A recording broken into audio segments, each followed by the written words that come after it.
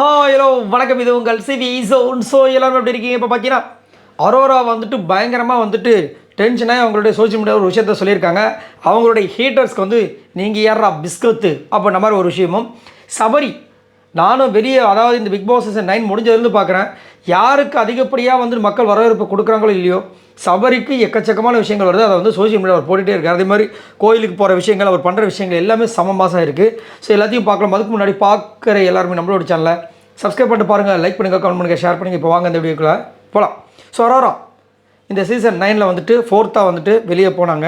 So அவங்க மேலே வந்து பலதரப்பட்ட விமர்சனங்கள் வைக்கப்பட்டது, ஃபினாலே ஸ்டேஜில் வைக்கப்பட்டது. அந்த கேம் முடிஞ்சிருச்சு.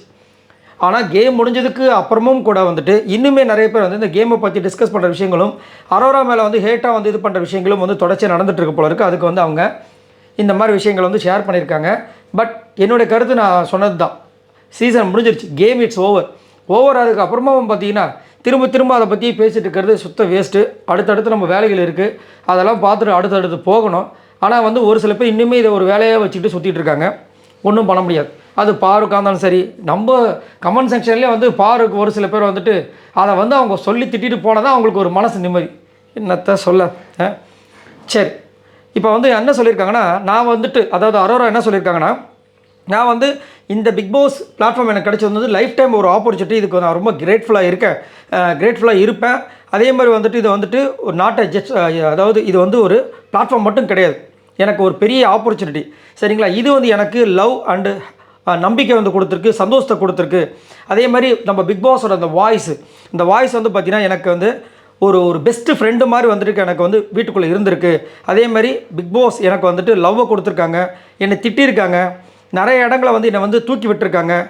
அவங்க அந்த லாங்குவேஜ் இருக்குது பார்த்திங்களா, எப்பயுமே வந்து நாங்கள் 2 பேரும் மாறி வந்துட்டு காலை பிடிச்சி இழுத்து போன்ற மாதிரி வந்து கிண்டல் பண்ணி போட்டிருக்காங்க. ஏன்னா அவங்களோட அந்த விஷயங்கள் பார்த்திங்கன்னா இவங்க 2 பேரும் பேசிக்கிற விஷயத்தை வச்சே வெளியில் வந்து கான்ட்ரவர்சி கிளப்பி விட்டாங்க. அந்த மாதிரி போயிட்டு அதுக்கப்புறமா வந்துட்டு பிக் பாஸ் என்ன நம்பினாங்க. அதே மாதிரி நான் வந்து வீட்டை விட்டு வெளியே போகும்போது அவங்க வந்து சொன்ன வார்த்தை ரியலி ப்ரௌட் ஆஃப் யூ அப்படின்னு சொல்லியிருந்தாங்க. அந்த வார்த்தைகள் வந்து ஜஸ்ட்டு சும்மா வாயில் வந்த வார்த்தைகள் கிடையாது, அவர் மனசார சொன்ன ஒரு விஷயம். அந்த இதுலேருந்து வந்து எனக்கு அந்த வெயிட், அந்த லவ், அதை வந்து நான் ரொம்ப ப்ரைட் ஆஃப் வந்து ஃபீல் பண்ணுறேன். அதை வந்து நான் கண்டிப்பாக என் கூடயே நான் வச்சுப்பேன். அதுக்கப்புறமா வந்துட்டு வெளியில் வந்து நான் வந்து பார்த்தேன் நிறைய விஷயங்கள், சோஷியல் மீடியாவில் வந்து பார்த்தேன், இன்டர்நெட்டில் வந்துட்டு நடக்கிற விஷயங்கள் எல்லாத்தையும் பார்த்தேன். ரொம்ப சந்தோஷமாக இருந்துச்சு. நோ மேட்டர் வாட், சரிங்களா, உள்ளே இருக்கிற எல்லா கண்டிஷன்ஸும் எனக்கு ஏதாவது ஒரு பிரச்சனைனா நான் வந்து ரொம்ப இதுவாக இருக்கும்போது வந்துட்டு எனக்கு தோல் கொடுக்குற மாதிரி தான் நான் ஏன் பண்ணுறேன் இது வரைக்கும். அதனால் ஒன்றும் எனக்கு வந்து பிரச்சனை கிடையாது. நான் வந்துட்டு ரொம்ப ப்ரௌடாக சொல்லுவேன், நான் அவங்களோட தங்க புள்ள அப்படின்னு சொல்லிட்டு லாஸ்ட்டாக என்ன சொல்லியிருக்காங்கன்னா, அதாவது to every one who been trying to pull down, அவங்கள யாரெல்லாம் இறக்கணும்னு ட்ரை பண்ணுறாங்களோ, நீங்கள் யாரா பிஸ்கோத்து போட்டு சிரித்த மாதிரி ஒரு இது போட்டு கீழே வந்து அவங்களுடைய நேமை கொடுத்துருக்காங்க. ஸோ கேம் முடிஞ்சதுக்கப்புறமா திரும்பவும் வந்துட்டு இது இப்போ இல்லை, வருஷம் தொடர்கதையாக தான் நடந்துகிட்ருக்கு. ஒருத்தங்க வந்துட்டு கேம்குள்ளே வந்து அவங்கள வந்து விமர்சிக்கிறது எல்லா காலங்களிலும் ஒரு கண்டிஷன்ஸுக்கும் நடக்கிற விஷயங்கள். ஆனால் கேம் முடிஞ்சதுக்கப்புறமா திரும்பவும் வந்துட்டு பேசுகிற விஷயங்கள், அவங்கள வந்து நிக்நேம் மாதிரி ஒரு அடைமொழி வச்சு கேவலமாக பேசுகிற விஷயங்கள் இன்னுமே நடத்திட்டுருக்கு. என்ன சொல்கிறதுன்னு தெரியல, எப்போ தான் அவங்களும் திருந்த போகிறாங்கன்றது தெரியல. திருந்தவும் போகிறதில்ல, வருந்தவும் போகிறதில்ல, ஒரு சில பேர் மாற்ற முடியாது.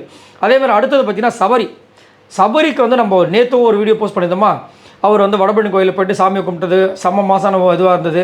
அதுக்கப்புறம் ஒரு கேக் கட்டிங் ஒரு விஷயம் நடந்துச்சு.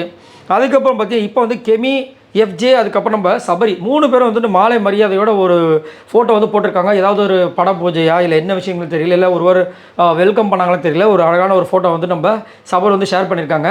அதேமாதிரி கூடவே வந்து பார்த்திங்கன்னா இந்த கேக் கட்டிங் விஷயம், அவரை வந்து வரவேற்கிற விஷயங்கள் வந்துட்டு போட்டு அவங்க கூட வந்துட்டு அவங்களுடைய சபரியோட அப்பா அம்மா அவங்களுடைய அக்கா பையன் எல்லாருமே இருக்கிற விஷயங்கள்லாம் போட்டு சூப்பராக வந்து ஷேர் பண்ணியிருக்காங்க. நம்ம சபரி உண்மையிலேயே வந்து நல்ல ஒரு தங்கமான ஒரு ஆள். கண்டிப்பாக இந்த பிக் பாஸில் ஏர்ன் பண்ணதையும் வந்துட்டு ஏதாவது ஒரு நல்ல காரியங்களுக்கு அவர் பண்ணுவார். அதுதானே அவரும் அவங்க சொல்லியிருந்தார். ஸோ இதுதான் வந்துட்டு இந்த வீடியோஸ். இதை பற்றி உங்களோட கருத்துக்களை சொல்லுங்கள். பாய் நண்பர்களே.